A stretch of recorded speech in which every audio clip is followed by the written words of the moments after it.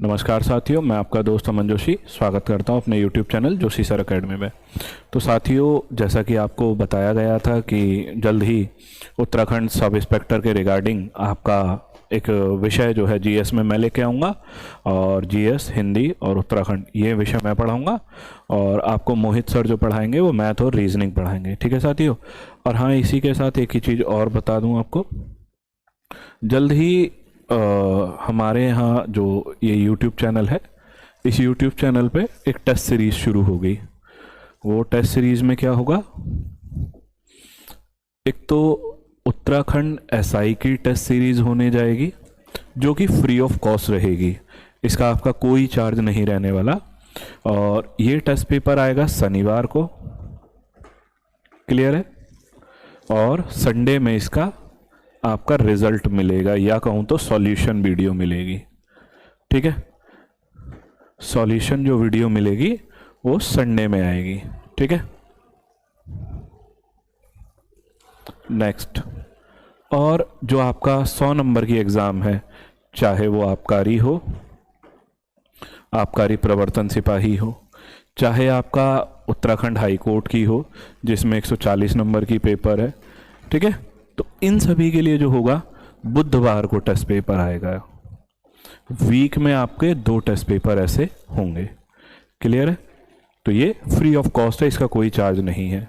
और जो टॉप 10 या कहूँ तो टॉप 3 स्टूडेंट होंगे, उन स्टूडेंट्स का रिजल्ट जो है वो सबके सामने वीडियो में आएगा। ठीक। अब अगली बात, आज का जो हम विषय शुरू करेंगे वो होगा अर्थव्यवस्था, या कहूँ तो इकोनॉमिक्स। ठीक है। हमने जो शुरू करना है वो अर्थशास्त्र विषय शुरू करना है। अब साथियों, मैंने अर्थशास्त्र ही क्यों लिया इस बार, या कहूँ तो शुरुआत अर्थशास्त्र से क्यों करी, क्योंकि इस बार मैंने देखा है कि काफ़ी सारे बच्चे जो हैं वो अर्थशास्त्र के क्वेश्चन करने में थोड़ा सा कठिनाई से कर पा रहे हैं। तो इसके लिए अर्थशास्त्र को समझते हैं, अर्थशास्त्र को शुरू करते हैं। ठीक है। अर्थशास्त्र को अंग्रेजी में इकोनॉमिक्स बोलते हैं, ये सभी को आपको पता होगा। ठीक। अब अर्थशास्त्र, तो देखिएगा, अर्थ शब्द का जो अर्थ है या मतलब है वो क्या है, धन। क्लियर है। तो इसका मतलब धन का शास्त्र। तो अर्थशास्त्र शब्द का शाब्दिक अर्थ क्या हुआ, धन का शास्त्र। क्लियर। इसके बाद देखें, अब अर्थशास्त्र की अगर हम परिभाषा के रूप में एक लाइन कहें तो परिभाषा क्या होगी। ठीक है। तो देखें, अर्थशास्त्र वस्तुओं और सेवाओं, ध्यान से समझें, वस्तुओं और सेवाओं के उत्पादन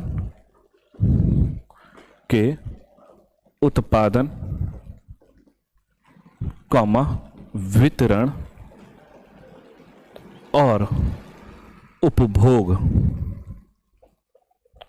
और उपभोग की प्रक्रिया का अध्ययन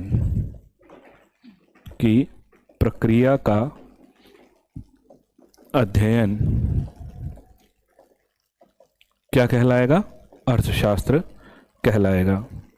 ठीक है। ध्यान से समझे दोबारा से, वस्तुओं और सेवाओं के उत्पादन कॉमा वितरण और उपभोग की प्रक्रिया का अध्ययन क्या कहलाएगा, आपका अर्थशास्त्र कहलाएगा। इतनी बात समझ में आई। अब अगर अर्थशास्त्र हमें जो परिभाषा है उसको हमने समझ लिया हो, तो अगला जो हमारा बनता है अर्थव्यवस्था। ठीक है। अर्थव्यवस्था ये क्या है। ठीक। तो देखें सामने, आपका अर्थव्यवस्था क्या है, किसी देश या किसी क्षेत्र, ध्यान से समझें, किसी देश की हो सकता है या किसी क्षेत्र का हो सकता है। ध्यान से समझें, किसी देश या क्षेत्र में संचालित आर्थिक गतिविधियों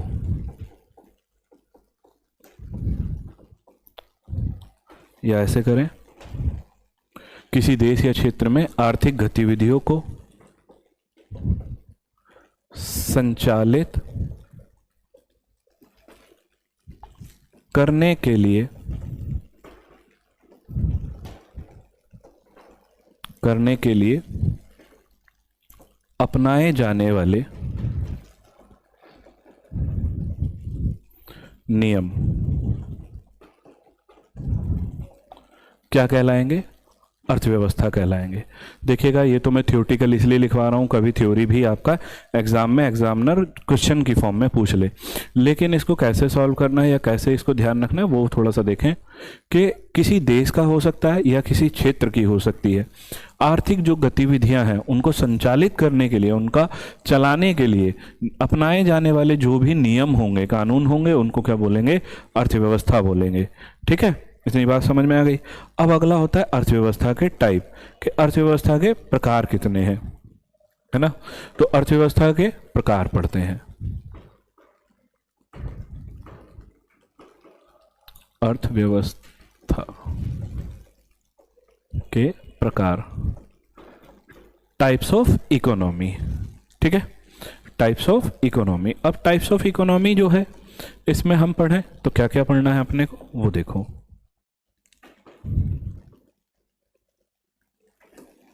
टाइप्स ऑफ इकोनॉमी में एक व्यवस्था बनती है साम्यवाद, दूसरी व्यवस्था का नाम है समाजवाद, और तीसरी व्यवस्था है मिश्रित अर्थव्यवस्था। ठीक है, हालांकि जो अर्थव्यवस्था के मैं ये प्रकार बता रहा हूं आपको, ये अर्थव्यवस्था के जो प्रकार हैं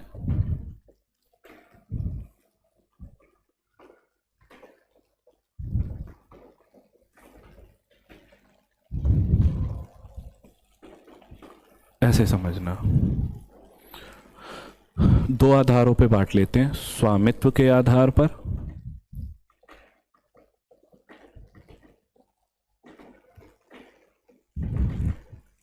क्लियर है? नंबर एक क्या था? स्वामित्व के आधार पर, और नंबर दो आपका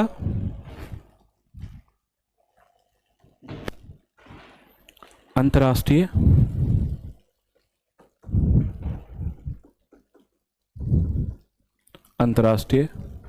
संबंधों के आधार पर। तो इकोनॉमिक्स की जो अर्थव्यवस्था है, अर्थव्यवस्था को हमने किस आधार पर बांटा? एक तो स्वामित्व के आधार पर, या कहूं तो मालिकाना हक के आधार पर, कौन सा क्षेत्र का मालिक कौन है। नंबर दो अंतर्राष्ट्रीय संबंधों के आधार पर। स्वामित्व के आधार पर अर्थव्यवस्था के तीन भेद आप पढ़ोगे। नंबर एक साम्यवाद, कम्युनिज्म। ठीक है, इसके बाद आपने पढ़ना है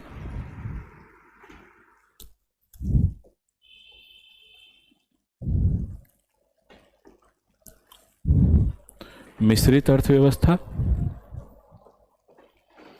ठीक है, एक साम्यवाद, नंबर दो मिश्रित, और नंबर तीन हमारा जो मेन है पूंजीवाद, कैपिटलिज्म।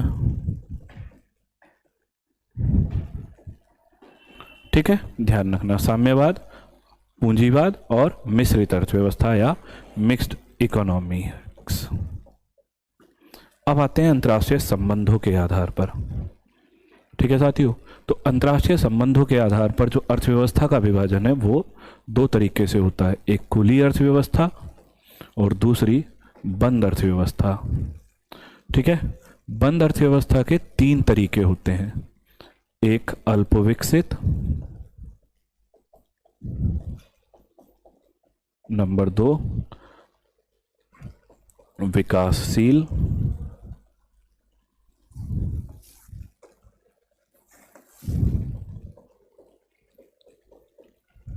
और नंबर तीन विकसित। क्लियर है साथियों? देखिएगा, जो हम पढ़ रहे हैं वो क्या है कि अर्थव्यवस्था के प्रकार हैं, टाइप्स ऑफ इकोनॉमी है। स्वामित्व के आधार पर एक तरीका था, नंबर दो तरीका है अंतर्राष्ट्रीय संबंधों के आधार पर। अब स्वामित्व के आधार पर जो हमारा भेद है वो साम्यवाद है, नंबर दो पूंजीवाद, और नंबर तीन मिश्रित अर्थव्यवस्था है। क्लियर? इसके बाद जो हमने पढ़ा अंतर्राष्ट्रीय संबंधों के आधार पर हम पढ़ते हैं खुली अर्थव्यवस्था, बंद अर्थव्यवस्था। बंद अर्थव्यवस्था के हमने 3 भेद पढ़े, अल्प विकसित, विकसित, विकासशील, 3। ठीक है, आ जाइएगा। अब देखिएगा, मैं पहले इस वाले विषय को समझा लेता हूं।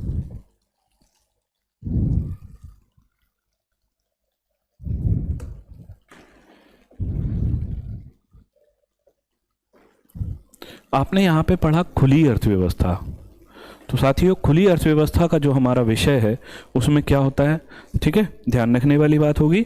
खुली अर्थव्यवस्था, खुली अर्थव्यवस्था में क्या होगा, आयात और निर्यात, जो 2 देश हैं, कोई भी देश होंगे, उनके बीचों में आयात और निर्यात जो होगा, या एक देश का दूसरे देश के साथ एक्सपोर्ट और इंपोर्ट ओपन होगा, खुला रहेगा। नंबर 2 है मानव संसाधन, मानव संसाधन का मुक्त संचरण होगा। ठीक है, मानव संसाधनों का मुक्त संचरण संभव।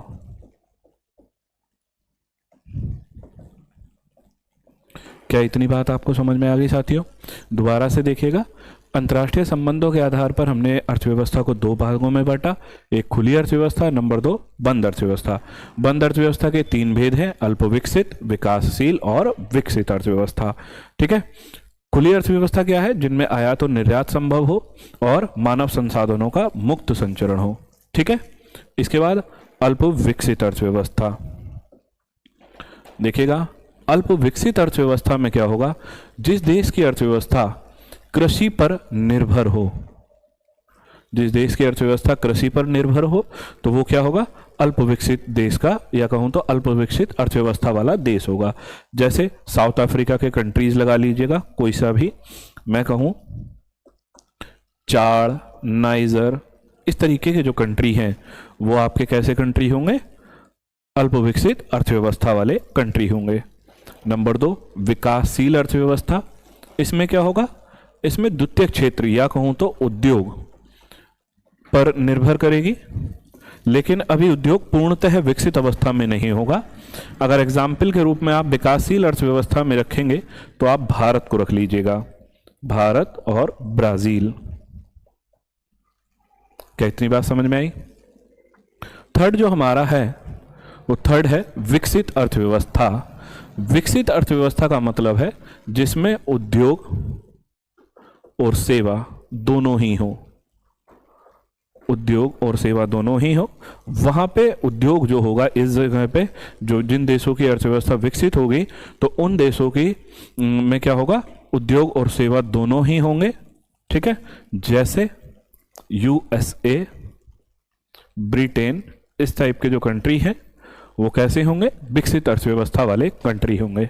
तो साथियों, इतनी बात समझ में आई होगी, आई होप। अगर किसी का कोई भी डाउट होगा तो वो आप क्या करेंगे, कमेंट बॉक्स में अपना मुझे बता देंगे। भारत और ब्राजील, ठीक है।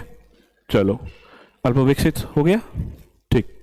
अब आ जाते हैं, हमने जो पढ़ना है वो स्वामित्व के आधार पर पढ़ना था। ठीक है, हमारा हेडिंग क्या था, स्वामित्व के आधार पर।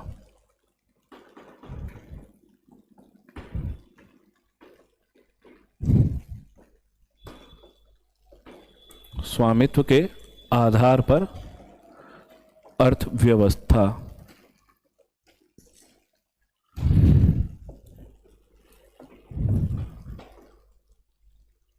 स्वामित्व के आधार पर हमने कौन से 2 भेद पढ़े, नंबर 1 साम्यवाद और नंबर 2 आपने पढ़ना है पूंजीवाद।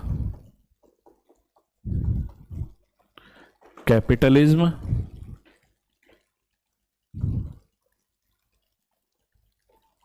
और दूसरा क्या है, कम्युनिज्म।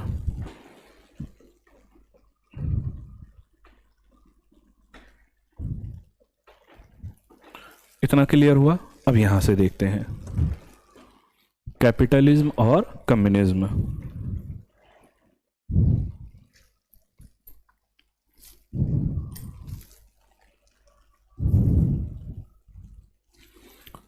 जो आपका साम्यवाद है, इस साम्यवाद में क्या होगा, जो जनता होगी वो किसकी समर्थन में होगी, समानता के समर्थक होंगे। मतलब साम्यवादी जो लोग होंगे वो किसके समर्थक होंगे? समानता के, मतलब सब लोग समान हो।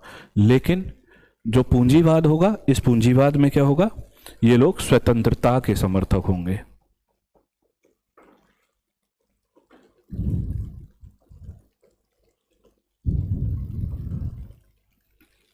ठीक है, चलो ऐसे कर लेते हैं। नंबर 1 आपने क्या लिखा कि साम्यवाद जो होगा उसमें समानता के समर्थक होंगे और पूंजीवाद में किसके समर्थक होंगे? स्वतंत्रता के। साम्यवाद में निजी संपत्ति को मान्यता नहीं होगी। निजी संपत्ति को मान्यता नहीं, जबकि यहां निजी संपत्ति को पूंजीवाद में मान्यता होगी। ठीक है,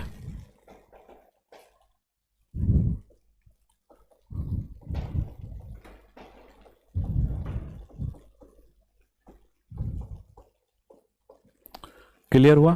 दो चीजें आपकी साफ हो गई। इसके बाद जो साम्यवादी लोग होंगे वो कैसे होंगे? राजनीतिक रूप से तानाशाही के समर्थक होंगे। तानाशाही समर्थक, जैसा आपने केजीएफ में देखा होगा इस तरीके से। नंबर 1 यहां क्या हुआ? ये तानाशाही के समर्थक होंगे, जबकि पूंजीवादी जो लोग होंगे वो लोकतंत्र के समर्थक होंगे। क्लियर है? थर्ड पॉइंट आपने ये बनाया। फोर्थ पॉइंट क्या होगा? यहां पे जो संसाधनों का वितरण होगा, ठीक है, कहां? साम्यवाद में संसाधनों का वितरण। संसाधनों का वितरण कैसे होगा? आवश्यकता के आधार पर।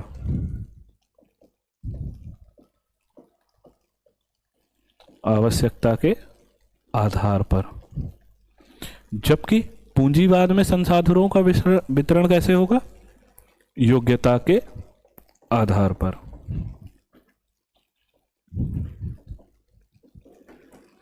ध्यान से देखें, साम्यवादी समानता के समर्थक होंगे, पूंजीवादी स्वतंत्रता के समर्थक होंगे। और साम्यवादी क्या होंगे? निजी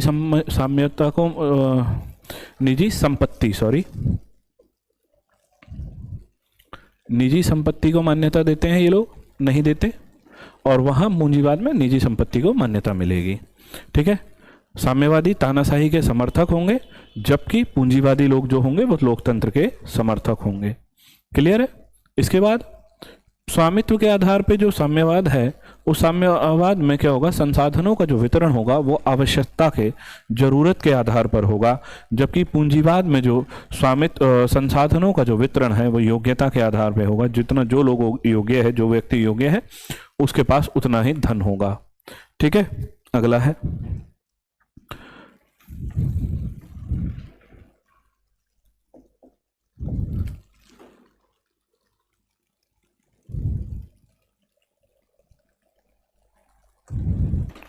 ठीक है, अगला देखें।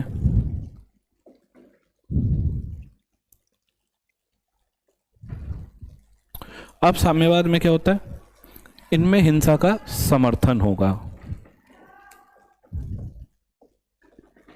ये लोग अपने हकों के लिए हिंसा पे उतर आएंगे। लेकिन पूंजीवाद में क्या होगा? अहिंसा का समर्थन होगा। ध्यान से देखें, इधर हिंसा का समर्थन है साम्यवाद में, और पूंजीवाद में अहिंसा का समर्थन होगा। इसके बाद क्या है? समाज। साम्यवाद में जो होगा समाज, वो होगा दो वर्गों में विभाजित। एक होगा शोषक और दूसरा होगा शोषित। ठीक है, साम्यवाद में क्या होगा? समाज के दो वर्ग बटेंगे, एक होगा शोषक और दूसरा होगा शोषित। इसके बाद यहां पे क्या है? साम्यवाद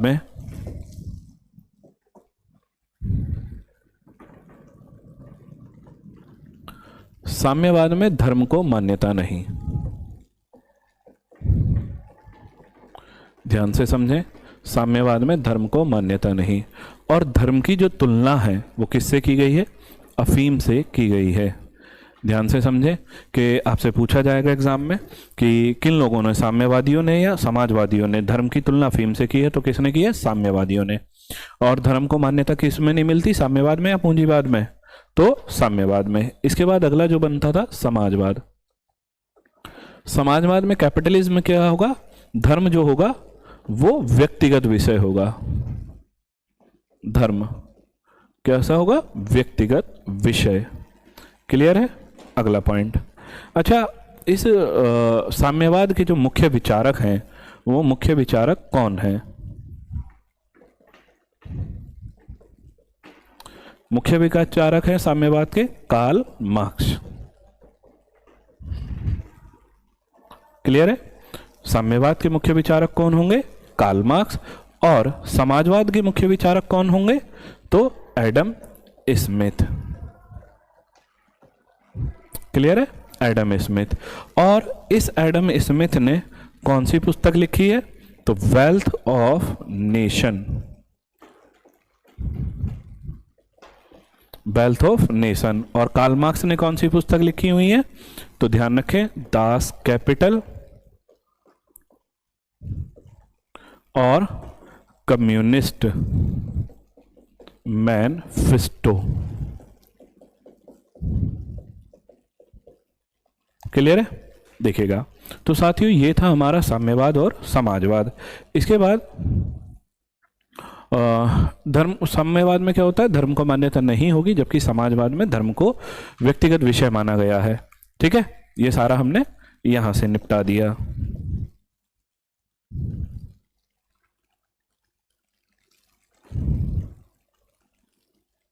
अगला देखें। अगली यहाँ पे जो अर्थव्यवस्था बची हमारी वो कौन सी बची थी? मिश्रित अर्थव्यवस्था। ठीक है, अब इसको एक बार हम ना थोड़ा सा इस टाइप से भी देख लेते हैं।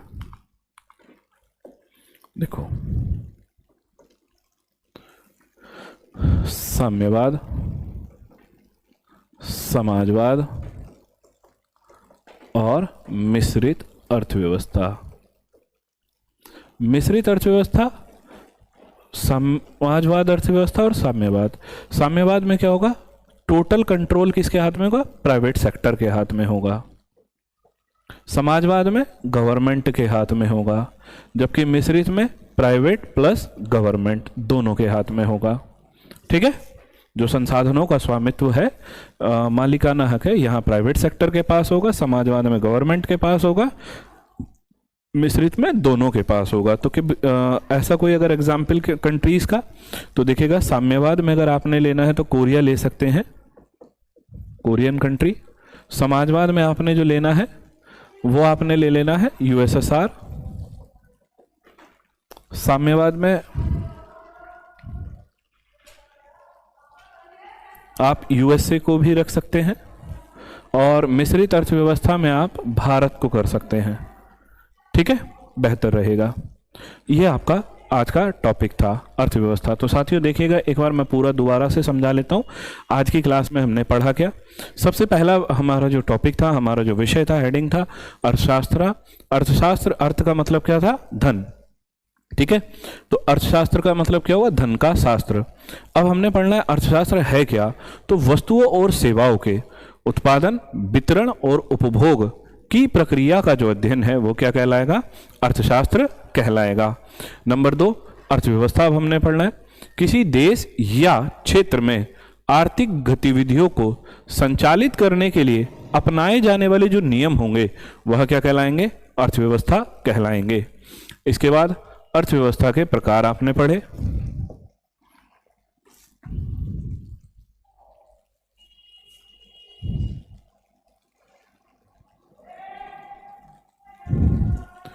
यहां देखें, अब तो अर्थव्यवस्था के प्रकार हमने जो पढ़ने होते हैं वो स्वामित्व के आधार पर नंबर 1 बांटा गया, और नंबर 2 अंतर्राष्ट्रीय संबंधों के आधार पर।